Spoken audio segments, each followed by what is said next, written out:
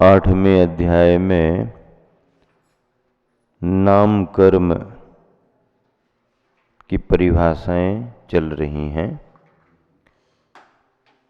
6 प्रकार के संस्थान और 6 प्रकार के संघनन, इन सब की चर्चा हो चुकी है। अब इसके आगे स्पर्श नाम कर्म, देखिए मिलान करें, 158 पेज पर है, पृष्ठ 158, अध्याय 8।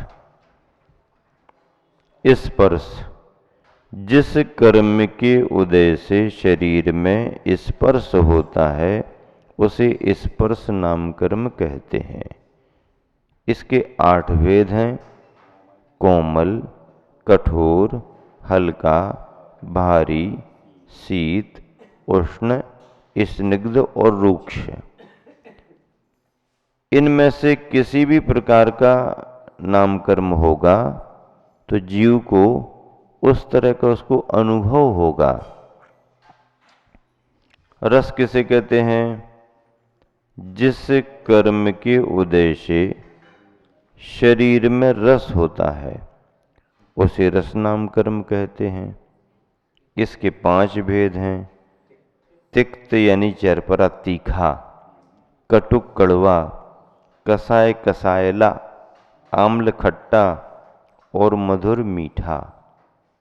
शरीर में रस होता है ये कहा गया, क्योंकि जीव का नाम कर्म है तो जीव को नाम कर्म का फल उसके शरीर से ही मिलेगा। वैसे तो हर पौद्गलिक वस्तु में रस होता ही होता है। अचेतन पुद्गल में भी रस होता है, बल्कि मूल तो धर्म उसी का है। स्पर्श रस गंध वर्ण ये जो है ये इनके सहित ही पुद्गल मिलेगा। अब जीव को यदि जीव ने रस नाम कर्म का बंध किया है तो नाम कर्म की परिभाषा ये है कि शरीर की रचना में अंगोपांग बनना, शरीर से संबंधित जो भी हैं वो नाम कर्म में आएंगे। तो अब शरीर ये पौद्गलिक है, अब इस पौद्गलिक शरीर में रस रहेगा? है, टेस्ट है, क्यों नहीं? हो तो पुद्गल की हर वस्तु, कागज में स्वाद है, लकड़ी में स्वाद है, मिट्टी में स्वाद है, शरीर में रस।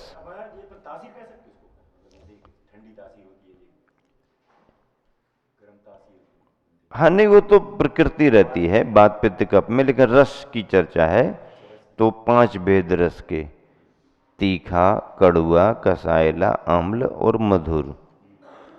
गंध नाम कर्म क्या है? जिस कर्म के उदय से शरीर में गंध प्रकट होती है, शरीर में गंध प्रकट होती है, उसे गंध नाम कर्म कहते हैं। गंध रहती है, हाँ, यदि कोई जलता है तो जलने में गंध आती है। वैसे भी सुगंध दुर्गंध तो हर चीज में बनी हुई है। वर्णना, इसके 2 भेद हैं, सुगंध और दुर्गंध। वर्ण, जिस कर्म के उदय से शरीर में वर्ण, वर्ण यानी रूप रंग होता है, उसे वर्ण नाम कर्म कहते हैं। इसके 5 भेद हैं: कृष्ण यानी काला, नील नीला, पीत पीला, लाल और शुक्ल यानी सफेद, ये वर्ण हैं। और जिस कर्म को दे से शरीर में अब उस तरह का वर्ण आएगा। हाँ, नाम कर्म की प्रकृति बंधी है जीव को, तो जिस तरह के वर्ण को लेकर के बंधी होगी शरीर के रचना में उस तरह का कलर आएगा।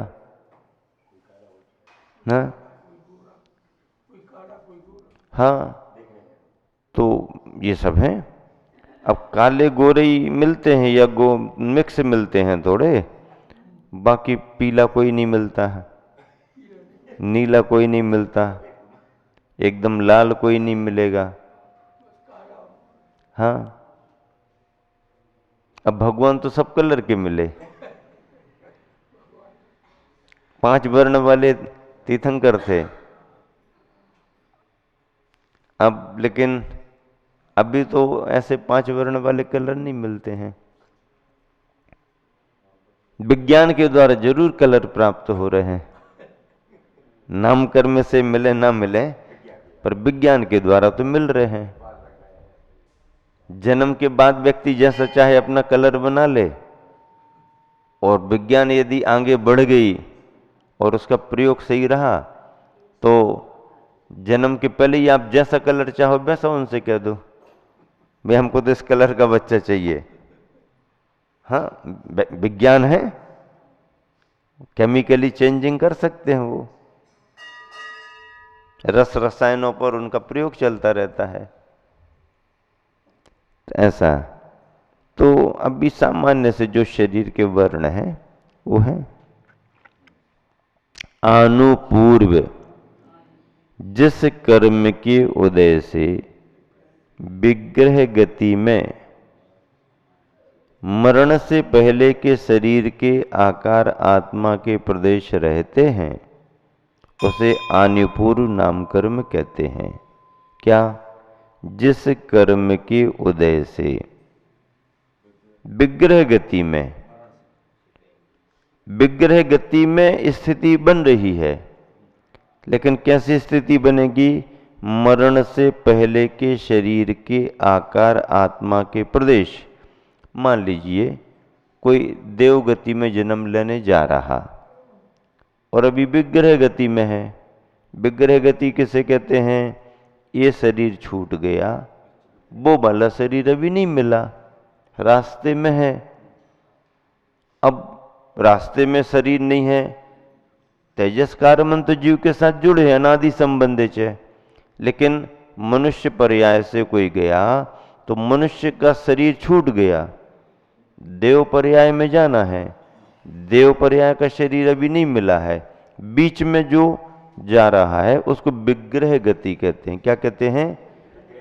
विग्रह या गति, सब विग्रह गति। विग्रह यानी शरीर, शरीर के लिए जो गति कर रहा है, गमन कर रहा है, नए शरीर को धारण करने जीव जो गति कर रहा है उसका नाम विग्रह गति है। अब इसमें भी फिर एक समय, 2 समय, 3 समय, एकम 2 3 वानाहार कहा, इतना ही समय लगेगा आहारक होने में। आहारक मतलब 3 शरीर और 6 पर्याप्तियों की योग्य पुद्गल वर्ग न ग्रहण नहीं करेगा, इसी को उसका उपवास अनाहारक कहते हैं। उपवास अनाहारक और बाकी आहारक है। मनुष्य की आयु का उदय आ गया, लेकिन अभी आया है तो गर्भ में 9 महीने रहेगा, और जब उसका जन्म होगा तब से कहेंगे कितनी तारीख को जन्म हुआ, तो जन्म तो इस तारीख को हुआ माना जाएगा, लेकिन आयु कर्म को लेकर के बात करें तो जन्म तो उसका तभी हो गया जब गर्भ में आ गया। हाँ, 9 महीना का कम कर रहे होगे। तो तीर्थंकरों के जो मतलब परिचय होते ना, महावीर भगवान की आयु 72 वर्ष की, तो 72 वर्ष एक सामान्य कथन है। सूक्ष्म कथन में यदि लें तो 72 वर्ष 9 माह, वही जीव की मनुष्यायु का उदय आ गया। तो गर्भ की तिथि देते हैं, लेकिन जन्म में थोड़ी जोड़ते उसको। गर्भ की तिथि तो दे देते हैं, लेकिन गर्भ का काल जन्म में थोड़ी जोड़ते हैं। वो तो जब आ गए सो जन्म हो गया। हाँ, तो उसको जन्म नहीं मानते, लेकिन आयु कर्म का पहला निश्चय जब उदय में आया तभी से उनका जन्म हो गया। अब वो गर्भकाल कह देते हैं, गर्भकाल। तो ये सूक्ष्म कथन है, सूक्ष्म कथन। ये समझने वालों को ही बताया जाता है, नहीं समझने वालों में गड़बड़ी हो जाएगी। सब बातें सबको नहीं बताई जाती हैं। तो अनुपूर्व मतलब मनुष्य आयु समाप्त हुई, उसी क्षण देवायु का उदय आ गया, अभी देव बनने के लिए जा रहा है, देव का शरीर अभी नहीं मिला, रास्ते में है, तो उसके शरीर का, उसके आत्मा के प्रदेशों का आकार कैसा रहेगा? जिस शरीर को छोड़ करके गया है उसी के अनुसार प्रदेशाकार रहेगा। त्रियंच यदि पर्याय छोड़ के है तो त्रियंच का शरीर के प्रदेश होंगे, उस पैर होंगे, ये होंगे, सींग होंगे, समझो सींग में तो प्रदेश नहीं होते हैं, जिनमें प्रदेश होते हैं, हाँ, जहां जहां प्रदेश आकार आता ना, तो त्रियंच का आकार त्रियंच के हिसाब से रहेगा, मनुष्य का आकार मनुष्य से रहेगा, तो आएगा। तो ये क्या है? ये अनुपूर्वी है, जिस पर्याय को छोड़ के जा रहा है, और जब तक नई पर्याय का शरीर धारण नहीं करेगा तो पूर्व पर्याय के अनुसार प्रदेश विग्रह गति में रहेंगे। इसको क्या कहते हैं? अनुपूर्व। इसके कितने भेद हैं? 4। नरगत्यानुपूर्व, त्रियगत्यानुपूर्व, मनुष्यगत्यानुपूर्व और देवगत्यानुपूर्व। नरगत्यानुपूर्व क्या है? जिस समय मनुष्य तिर्यंच मरकर नरक गति की ओर जाता है। क्या? जिस समय मनुष्य तिर्यंच मरकर नरक गति की ओर जाता है, उसके आत्मा के प्रदेशों का आकार वैसा ही बना रहता है जैसा उसके पूर्व शरीर का आकार था, जिसे वह छोड़कर आया है। उस आकार को नरक गत्यानुपूर्व कहते हैं। हाँ, अब अनुपूर्वी तो नरक को लेकर के आ गई, लेकिन प्रदेश कैसे बने रहेंगे? क्योंकि जीव ने जो आयु कर्म बांधा है और आयु कर्म के साथ उसने जो गति बांधी, जिस आयु का बंध होता है उसी गति का बंध होता है। अब नरक आयु बांध ली तो नरक गति का बंध हो गया। अब नरक गति का बंध हो गया तो नरक गति में जाने के लिए जो जीव जा रहा है, अब उसका आकार कैसा रहेगा? तो आकार तो त्रियंच या मनुष्य का जो भी है वो रहेगा, लेकिन इसको अनुपूर्वी के रूप में, क्योंकि नरक की ओर जा रहा है तो नरक गत्यानुपूर्वी। अब स्वर्ग से कोई देव देवी निकल करके आ रहे हैं, मनुष्य बनेंगे, तो भले मनुष्य की पर्याय लेने आ रहे हैं, लेकिन अभी उनकी देवगत्यानुपूर्वी। नार की निकल करके मनुष्य त्रियंच बन रहा है, तो उसके लिए क्या कहेंगे? उसके लिए नहीं, जिस पर्याय में जा रहा है अनुपूर्वी उसकी लगेगी। आयु कर्म के साथ जो गति है अनुपूर्वी उसकी बनेगी। वो छोड़ के आ रहा, प्रदेश उसके रहेंगे, लेकिन नाम क्या रहेगा? अगली आयु का गति के साथ। इसी प्रकार अन्य भेदों के लक्षण जानना, नरक गत्यानुपूर्वी, त्रियंच गत्यानुपूर्वी, मनुष्य गत्यानुपूर्वी, देवगत्यानुपूर्वी। अगुरु लघु नाम कर्म किसे कहते हैं? जिस कर्म के उदय से जीव का शरीर लोहे के गोले की तरह भारी और आंख यानी अकौआ की रुई की तरह हल्का नहीं होता, उसे अगुरु लघु नाम कर्म कहते हैं। क्या है नाम कर्म? अगुरु लघु। इसका अर्थ क्या है? न गुरु न लघु। आ लगा है ना निषेधवाची। गुरु में भी अ गुरु, लघु में आ लघु, मतलब न वह भारी हो पाएगा न वह हल्का हो पाएगा। तो लोहे के गोले पिंड की तरह भारी भी नहीं होगा और रुई की तरह हल्का, फूंक दो तो उड़ जाए, ऐसा भी नहीं होगा।